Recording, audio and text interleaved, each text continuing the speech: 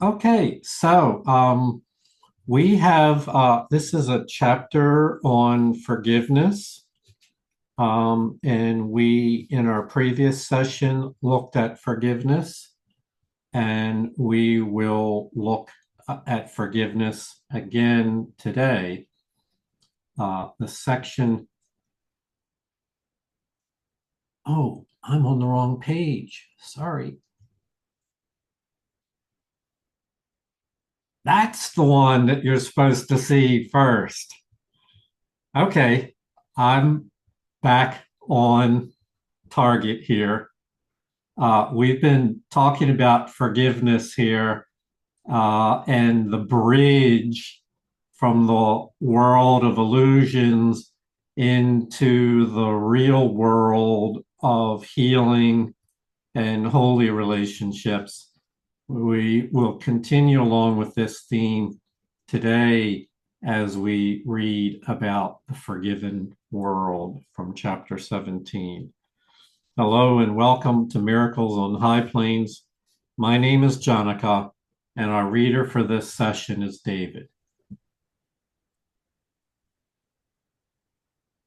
Can you imagine how beautiful those you forgive will look to you? In no fantasy have you ever seen anything so lovely. Nothing you see here, sleeping or waking, comes near to such loveliness. And nothing will you value like unto this, nor hold so dear. Nothing that you remember that made your heart sing with joy has ever brought you even a little part of the happiness this sight will bring you. For you will see the Son of God. You will behold the beauty the Holy Spirit loves to look upon, and which he thanks the Father for. He was created to see this for you until you learn to see it for yourself. And all his teaching leads to seeing it and giving thanks with him. So take note of those ideas right at the end. The Holy Spirit beholds the beauty. That's not a surprise to us. We kind of knew that the Holy Spirit stands in the light and sees everything through the light of love and holiness. And but what we're told here is the Holy Spirit was created for a purpose to see the light and beauty and holiness for you until you learn to see it for yourself. And this is true not only of the Holy Spirit, but also becomes true for us once we let go of the ego and accept the Holy Spirit's teaching as our own. We then take on and share the purpose that the Holy Spirit has, which means that you then, in your encounters with others, that you see the light in them until they can recognize it as true for themselves. Think of it as a shared perception. One person has it, the others may be unaware of it or blinded to it, and you hold that light for them until they can see it for themselves. You've already done this. I'll give an example that hopefully will register. Someone says, looks pointing up into the clouds and says, "Look, up in the clouds, it's a horse." And you look up there, and of course, like me, I look up and all I see is clouds. And then they point out where the nose is and the eyes are and ear, and then I see it. So they see it first and then hold that vision and help you to see it. Well, that's what the Holy Spirit is doing with us. That's what miracle workers do in their holy encounters. They see the light in the other person until they see it themselves. And can you imagine how beautiful it is to look on everyone that way, to see the light in yourself and to therefore see the light in them and hold that space for them until they can see it for themselves. This is the world of forgiveness. Paul, you had your hand up. Yeah, John, I could just a quick comment. As I was reading this first paragraph, it became really clear to me that this was something that was very important to God, and this was close to God's heart. Was that this is something that is very valuable to Him? Is that He forgives us, and I think He expects us to really forgive other people too. Very much so. Thank you, Paul. For sure, it's very valuable. He would have all of us be lit up, to have our lights shining brightly, to experience the happiness and the joy and the freedom of forgiveness. He would not have anybody walk around in darkness and confusion and unconsciousness.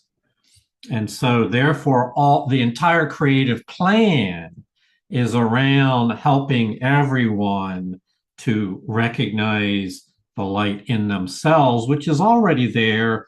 But of course, we know the only way that you can recognize it is to let go of your dark dreams of the ego, so that then your mind can be clear, that you can receive and recognize the light that has always been a part of us. Okay, so I metaphor here. If you've ever traveled outside of our country, particularly at the airports, that you have to pass through immigration on your way in and out of the country. The experience is, for instance, let's say we're flying over to Mexico. We land in the airport and we're in the country, but we haven't passed through immigration yet. So we're not really accepted through the gates into the country until we pass through immigration.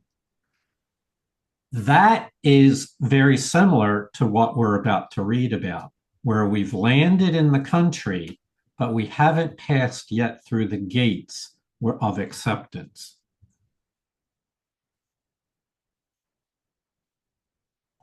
This loveliness is not a fantasy. It is the real world, bright and clean and new, with everything sparkling under the open sun. Nothing is hidden here, for everything has been forgiven, and there are no fantasies to hide the truth. The bridge between that world and this is so little and so easy to cross that you could not believe it is the meeting place of worlds so different. Yet this little bridge is the strongest thing that touches on this world at all. This little step, so small it has escaped your notice, is a stride through time into eternity, beyond all ugliness into beauty that will enchant you and will never cease to cause you wonderment at its perfection. Okay, so they're using the bridge metaphor again, which is used so frequently. It's the idea that we're on one world of ego, confusion, and chaos, and they use a metaphor again. So this is not a physical thing. This is a transitioning in the world of your consciousness into the other side of the bridge, where the real world exists, where forgiveness prevails, and it's an entirely different culture, it's an entirely different mindset. As we read in the first paragraph, you can't imagine the beauty of being able to see everyone and everything through the eyes of forgiveness. So you transfer over to the other side. Now, the metaphor with the immigration there is that you transfer to the other side of the bridge but you haven't yet passed through the gate where you're fully accepted into what we'll call heaven here.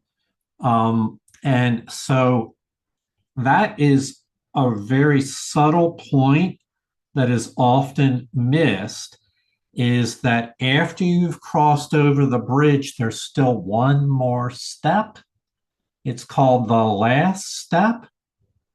And it's not until the last step that you've actually been accepted into the eternal place where it says here, a stride through time into eternity. You don't actually arrive in the eternal state until such time as the last step is taken, which is the step that you cannot take by yourself.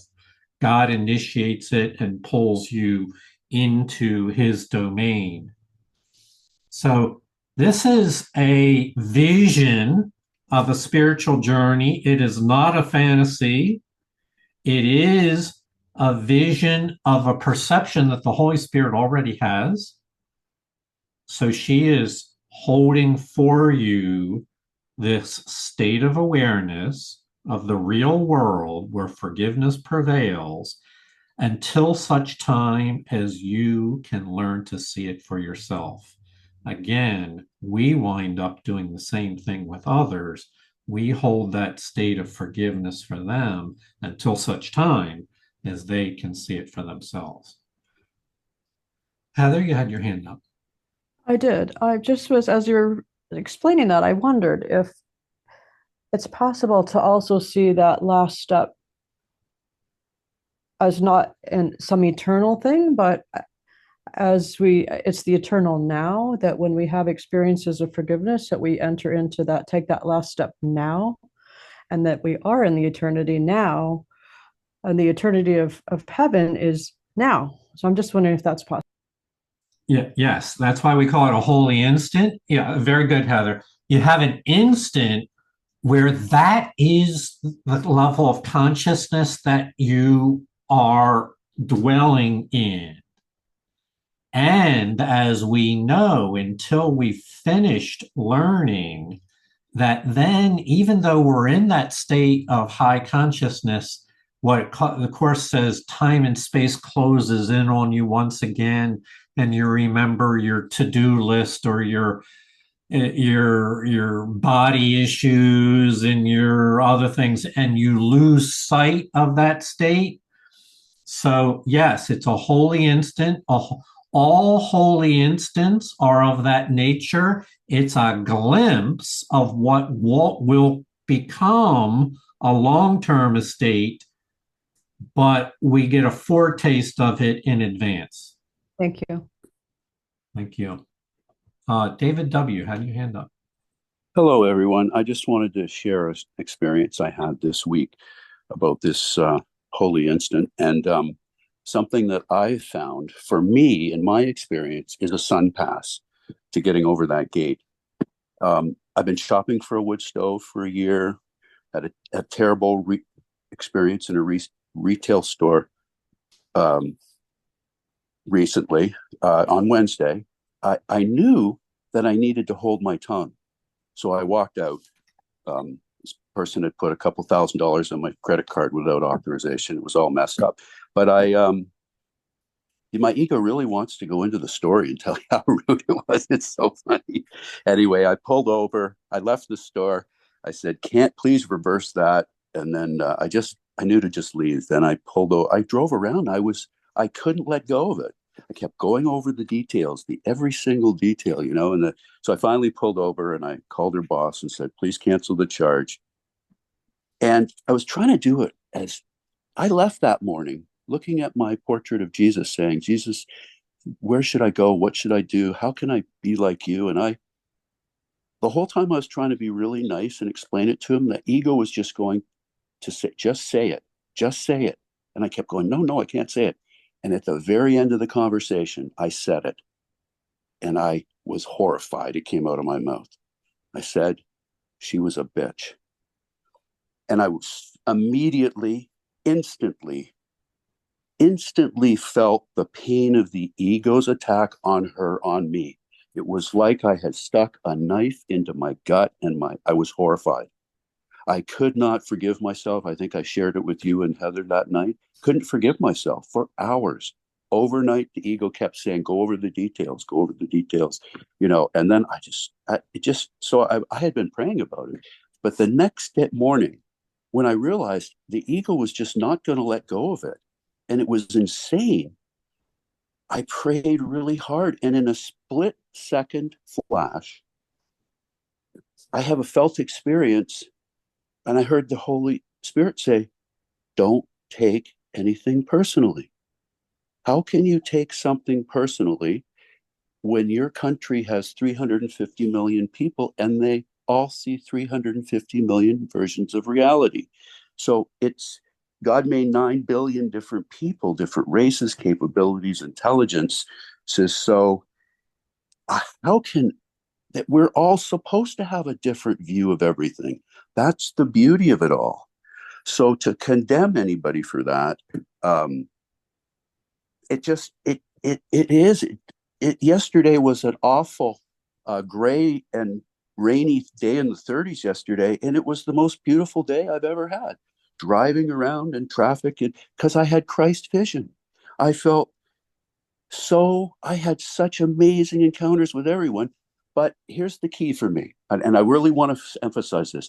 It had to start with me first. I've learned my son pass to cross that bridge is the forgiveness has to start with me first. And then, boy, then I see it in my brother, he sees it in me, and it's just like, it's fantastic. But I wanted to say some other things, but the next section that we're going to read tomorrow is the first 2 sentences are just, I think everybody should read them.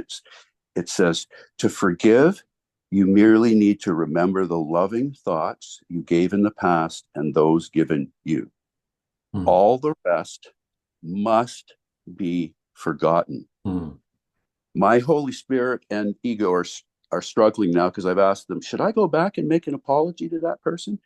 Part of it says, nope, forget it, just move on. And that's probably the best thing. But anyway, they're wrestling with that.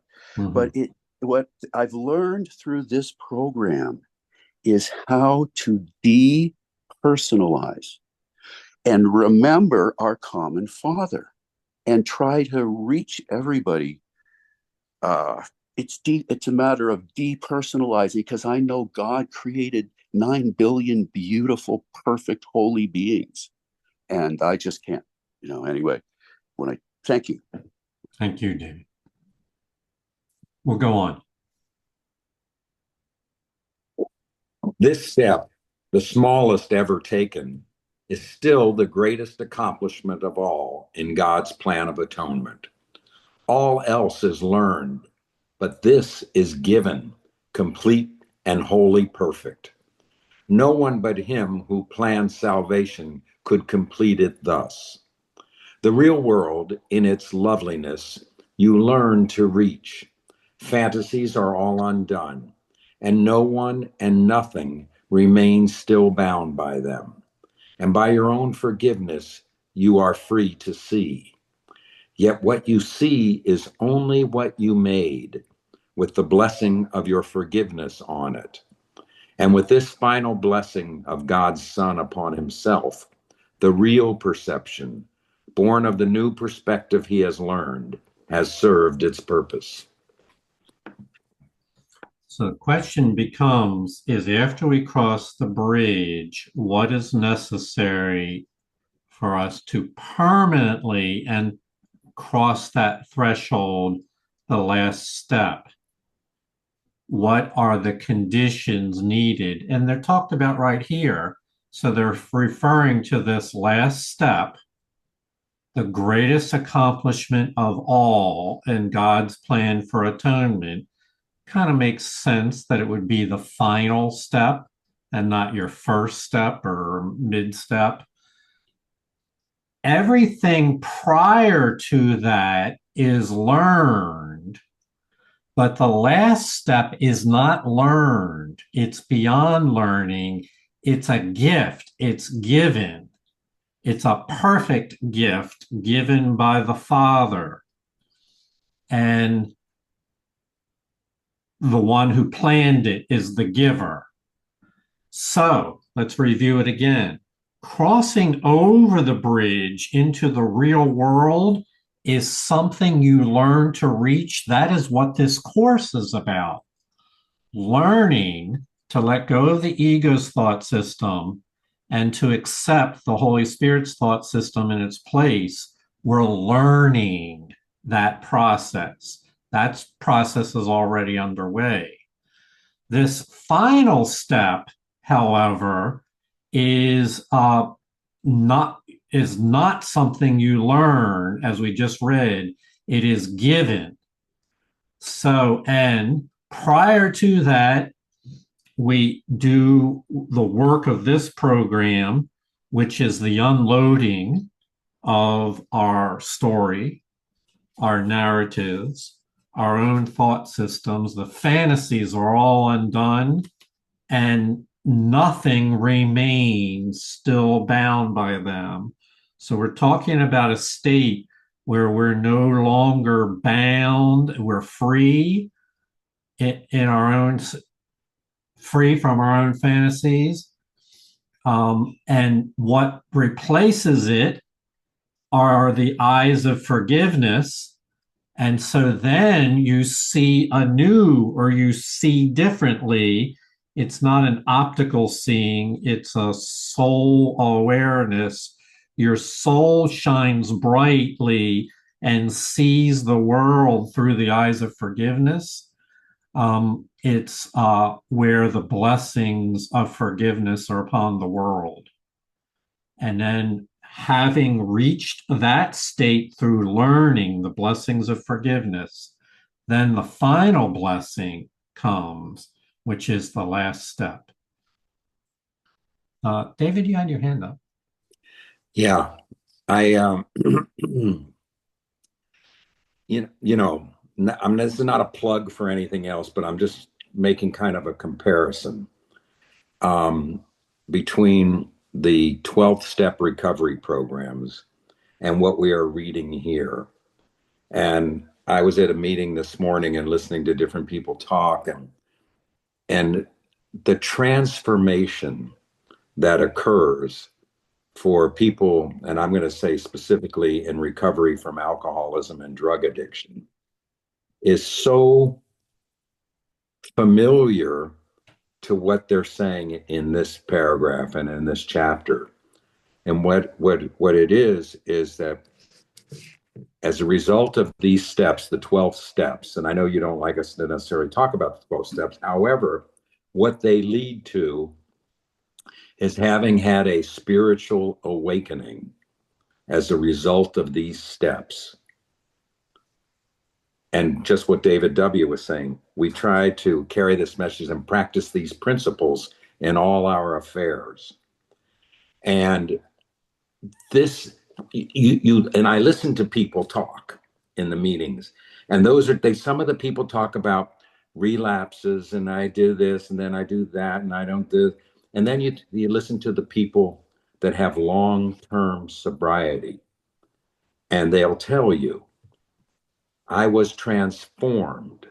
The problem was removed. It no longer exists for me. And that's what we're talking about here. That's true forgiveness. Mm-hmm. I forgive that whole concept of using alcohol and drugs. God has taken me across the bridge to a new place where I see life differently. I see the world differently.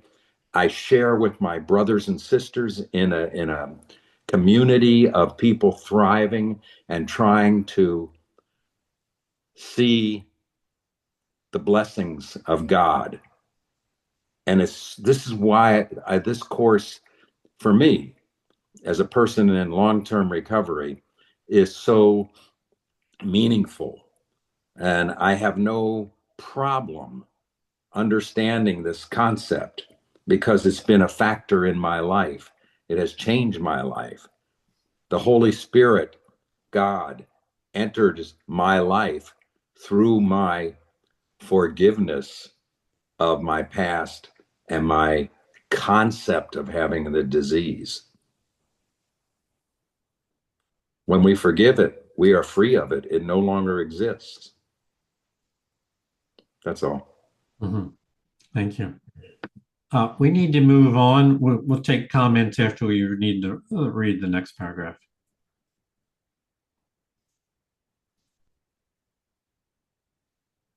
The stars will disappear in light, and the sun has opened up the world to beauty will vanish. The sun that the stars will disappear in light, and the sun that opened up the world to beauty will vanish. Perception will be meaningless when it has been perfected, for everything that has been used for learning will have no function. Nothing will ever change. No shifts nor shadings, no differences, no variations that made perception possible will still occur. The perception of the real world will be so short that you will barely have time to thank God for it. For God will take the last step swiftly when you have reached the real world and have been made ready for Him. Okay, what are we talking about? So we are talking about God will take the last step swiftly. For in other words, we're not talking about another decade of time. We're talking about a few seasons at best of time between when perception has been perfected. This other language that it occurs in the course where it talks about this stage of attainment is that forgiveness is complete, that learning is complete, and that we've reached a state of total willingness. In other words, you viewed in ego terms, there's no longer any investment in the ego's view of the world, nor your self-concept is no longer invested in ego terminology. There's a complete letting go or an undoing of all ego illusions. That's where, at that point, there's no need to judge any longer. There's no reason to use your own critical judgment towards yourself, nor to anybody else. Perception, which is inherently judgmental, perception becomes meaningless once it's been perfected, meaning that its purpose has been served and it's no longer needed. Everything that has been used for learning will have no function. That this Course in Miracles would have been complete at that point. And then the last step comes in. God will take the last step. How much time will pass between having reached this point of perfect perception and the last step? It will happen swiftly. And why? Because you will have been made ready to meet your maker. And we're not talking about death because they use that language, he went on to meet his maker. We're not talking about it in terms of death of the body. We're talking about being ready in your inner world to stand in the light of your maker and feel no shame, no shadow, no embarrassment, no story about guilt and judgment and fear, meaning you are ready to have an encounter with the perfect holy light. David W. had your hand up. Thank you, David. That was, I share the same experience about the 12th step with you. I love that. I think that's anyway. I just wanted to say that when you make that final step, buckle your seatbelt, because my lessons right now are, you ask the Holy Spirit for something, she's going to get it for you. And I am getting blown away when I step out of the way. She directs me to exactly where I wanted to be. Yesterday morning, she sent me to a different store where I saved thousands of dollars. I have to install it myself, but that's where she wanted me to go. These people had no money. I could see that they were in tough situation. They really needed this. I knew it was a holy thing. And then every single encounter I had for the rest of the day was. So it's unbelievable. I have had miracles like this directed me to so many things. And I just pay attention to all those little things. There might be a reason that this happened, all that stuff. So thank you. Mm-hmm. Thank you, David. Glad to hear that things worked out for the best.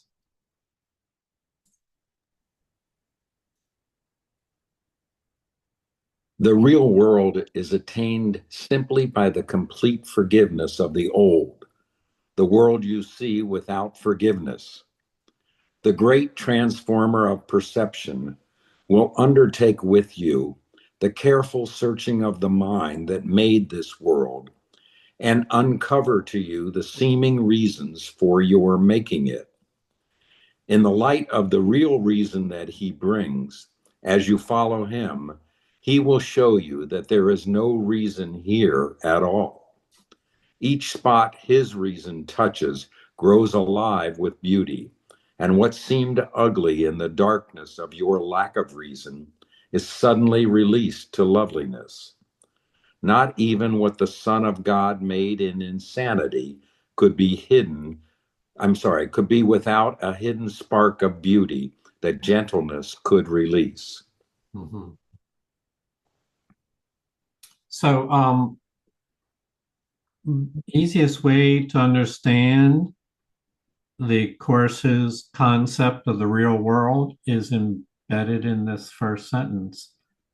The real world is attained simply by complete forgiveness of the old, undoing the blocks to the awareness of love's presence, complete forgiveness of the world.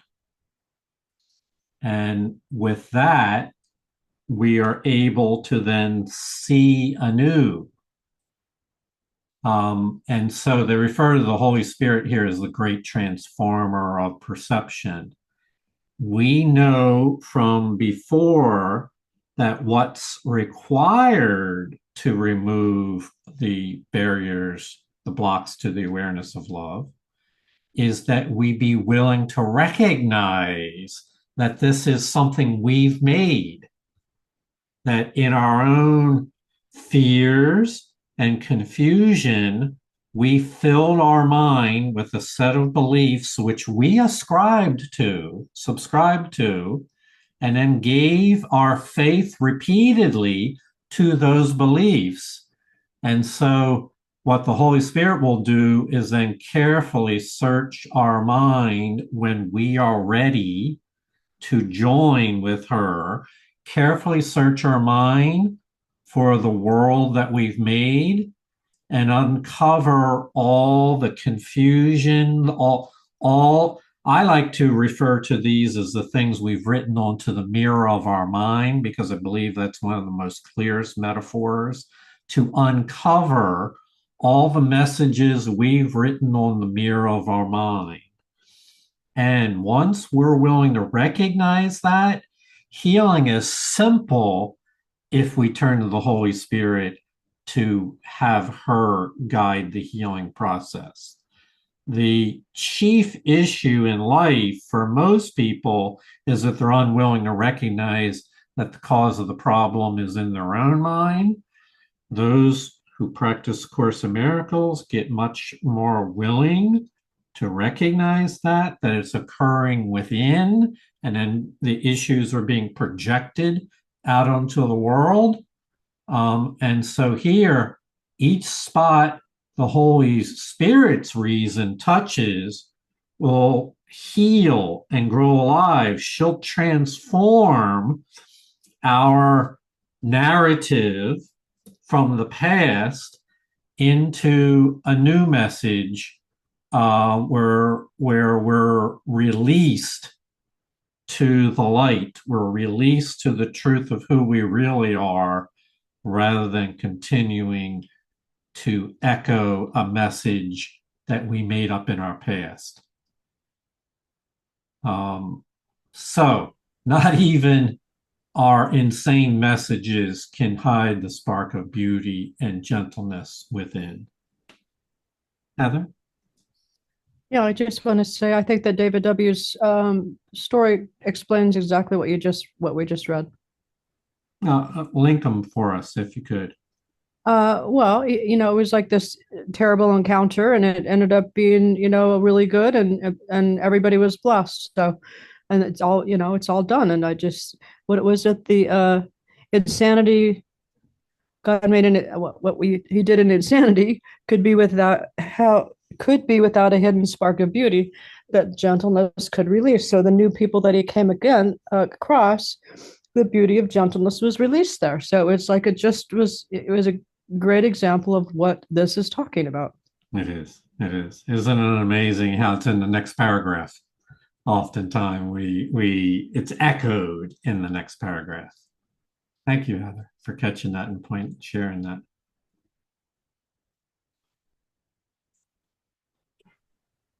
All this beauty will rise to bless your sight as you look upon the world with forgiving eyes. For forgiveness literally transforms vision and lets you see the real world reaching quietly and gently across chaos, removing all illusions that had twisted your perception and fixed it on the past. The smallest leaf becomes a thing of wonder, and a blade of grass a sign of God's perfection. Wow. It just came to my mind as David read that. The smallest leaf becomes a thing of wonder, blade of grass, a sign of perfection. So, my goodness, it would be 10 years ago, I heard a message from Eckhart Tolle, who talked about himself walking down a path and just taking note of the blossoms in a tree it's just a tree. At one level, it's just a tree doing what trees do. They grow seeds and spread their seeds elsewhere. And he talked about being present. At the time, I just followed the instructions. I didn't understand it completely. But he talked about really seeing the tree in a new way, in a new light, to really behold it. And so I remember practicing that and being not really sure what I was really doing or getting out of it, because it's not just a mechanical looking at the tree again, more detail. It's seeing it from a different perspective, so that the leaf is no longer just a biological element of photosynthesis, but it's a thing of wonder. It's like, where did all this come from? How could this all come to be? Even a blade of grass is an indication of a life that is in itself wondrous. David, you had your hand up. I'm sorry I'm sharing so much today, but I'm compelled to share a tree story because I went to a nursery yesterday to buy a tree, and I had just incredible encounters with everybody there, and met the owner, and just miracles in every relationship. And it was just so wonderful to be a part of that when everybody is in the glow of our sonship, and we're all working together. And they have dozens of employees, and it's just a fantastic place. But I was so enthralled with all my discussions, I left without my Christmas tree. So I was halfway home, and I remembered it, and I knew immediately. I didn't beat the heck out of myself. I refused to do that anymore. Refused. I knew there was a reason I needed to turn around, and I knew it, and I just kept looking for it. And I had to drive, 20, 30 minutes back to, and when I got to the nursery at the light, there was a woman in a wheelchair, and it was 35 degrees out in sleet at dusk. I just got back in time for our meeting last night, and I knew I was there to give a Christmas present to her. And I knew that's why I was supposed to be there. I picked up a tree and I thought, what could be more holy than that? That's the real spirit of Christmas.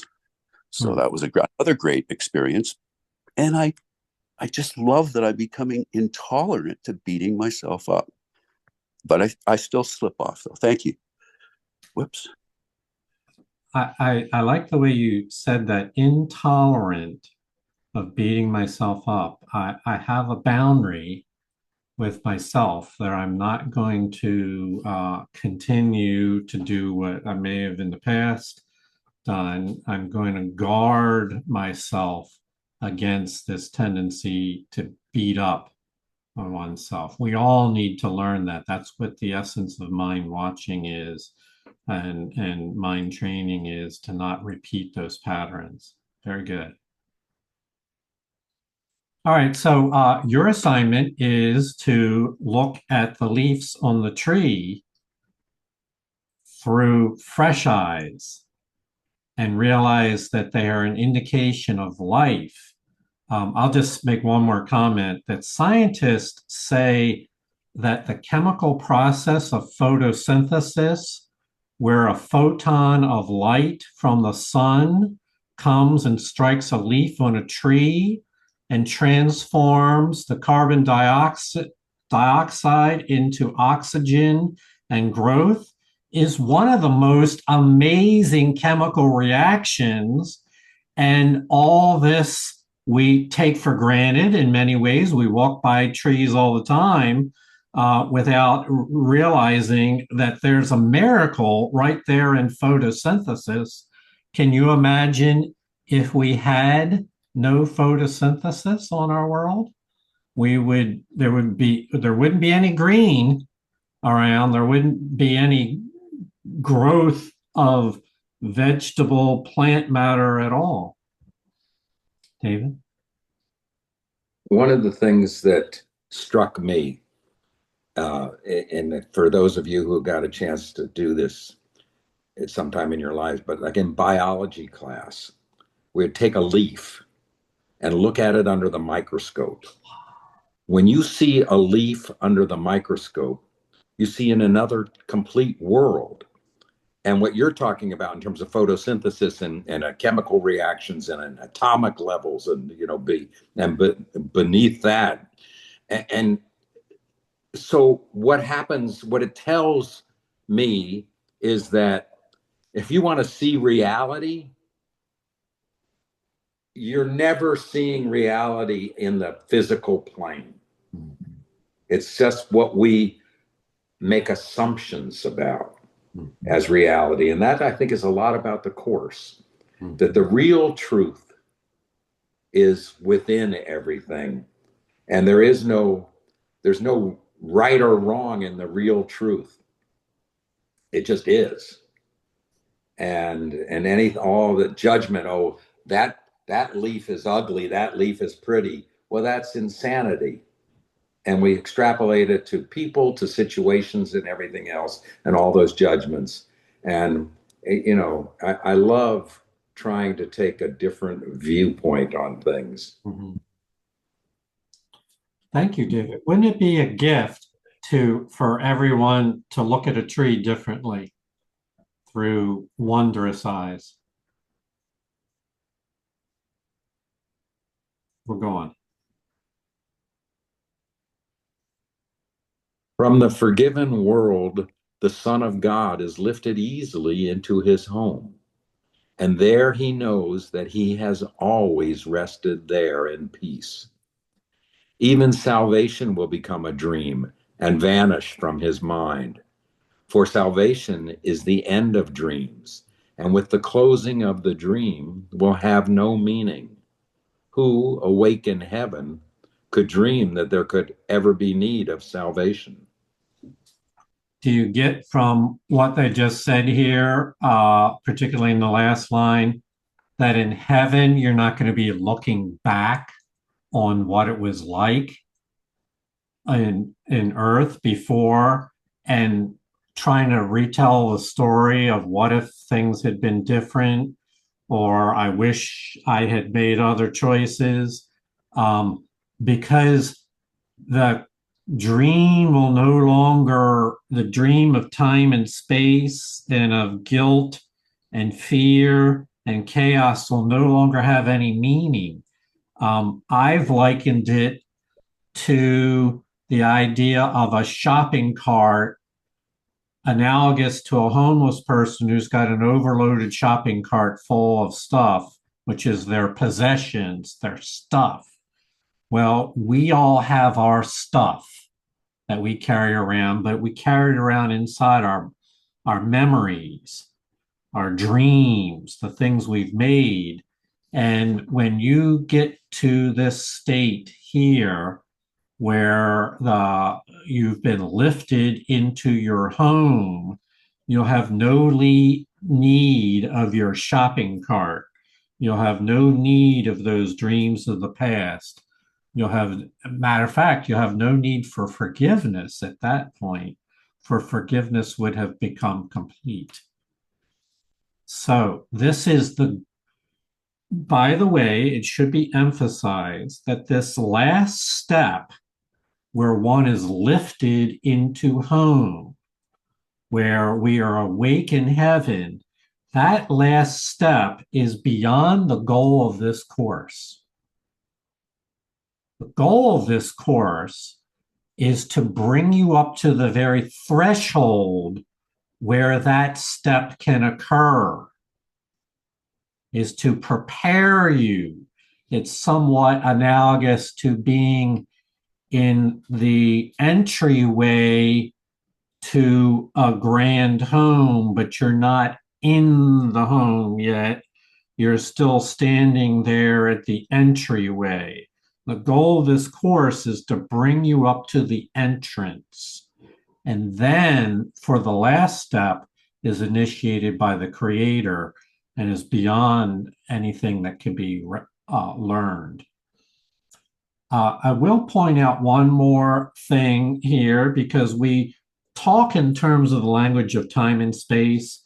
Like this is a journey that's going to take time, and we talk as if there's a distance to be traveled. We know that this is not about locations. From the point of view of heaven,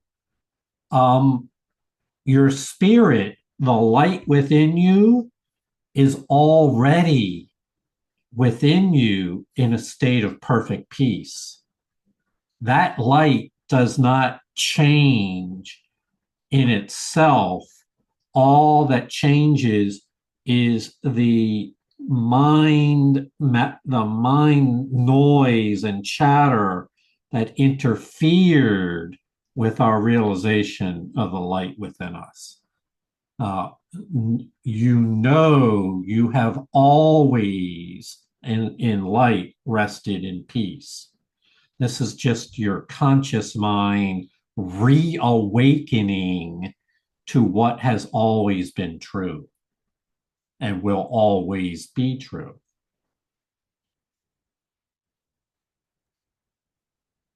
How much do you want salvation?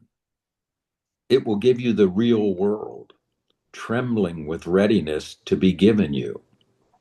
The eagerness of the Holy Spirit to give you this is so intense, he would not wait, although he waits in patience.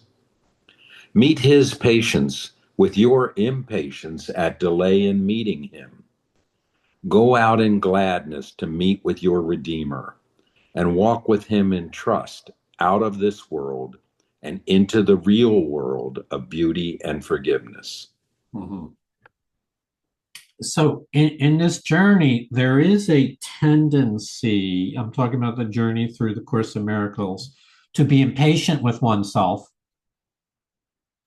to be critical of oneself, and judgmental towards oneself as not making the kind of progress that you imagined you would make.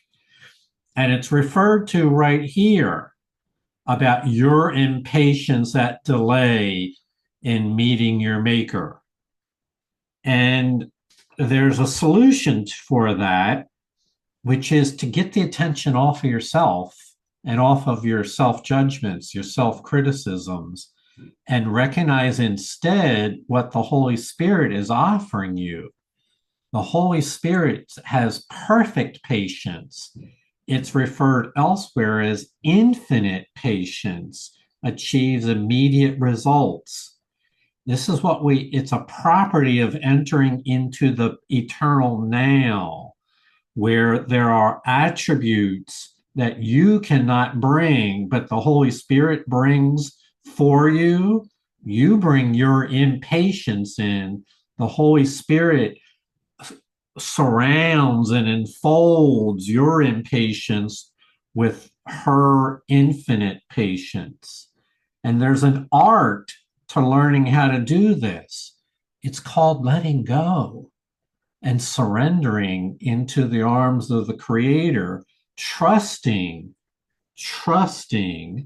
that the Holy Spirit has a perfect plan and will unfold it in perfect timing for you if you will just be gentle with yourself. So it's they refer to as a meeting place. There's actually another section in the textbook called the Holy Meeting Place. Go out in gladness to meet with your Redeemer and walk with him in trust. So this was the ideograph that I meant to share at the end. And that is that we are being invited to walk this path through a series of small steps, that we go out into the world of learning, not according to our old perception, but into accordance with the holy perception of the Holy Spirit, and know that there's a great gift awaiting us there, that the Holy Spirit has this pathway all mapped out in advance. This is what she was created for. David? Jonica, I want to thank you for what you just shared a moment ago. That was, for me, the best explanation of infinite patience produces immediate results that I have ever heard. I grokked it for the first time in that way. So thank you. Yeah, I understand that line being, when I first read it, David, infinite patience produces immediate results. What does that mean? Because that makes no sense to Didn't we just read a moment ago about having our own little reasoning, our own ego reasoning mode? And I say, well, that makes no sense to my ego reasoning. And then, of course, now we know that there is a spiritual reasoning that Holy Spirit is trying to teach us, where everything is easy to understand. And I'm glad that that was clear there. It's always going to be in this course a bringing of our own stuff out into the environment, the mindset of the Holy Spirit. And that's where the transformation occurs. We read about it in the previous section of bringing our shadows into the light. Don't bring the truth into the shadows to try to make sense of the shadows. Bring a shadow into the light, and you'll see that it's just a shadow. Noelle? And I think too that the lower left, the smallest step is the greatest accomplishment. Mm. To give ourselves credit for every small step and not think, oh, I have to leap and I have to see angels and light and auras and all that. So to credit ourselves, and that's part of the patient, having the patience with every small step. Yes, very much so. So true, Noel. Matter of fact, this program feels more like 365 small steps than it does a series of gigantic leaps. And part of that 365 is that there requires a willingness to show up again and again and again and keep on even when the tendency to feel impatient may arise within us. We come back and do our lessons each day. I'll just leave you with this idea. One of the things in my practice has been doing the workbook lessons in the morning is non-negotiable for me. It's not something like I decide in the morning whether I feel like it or I decide whether or not I have enough time. I just do it.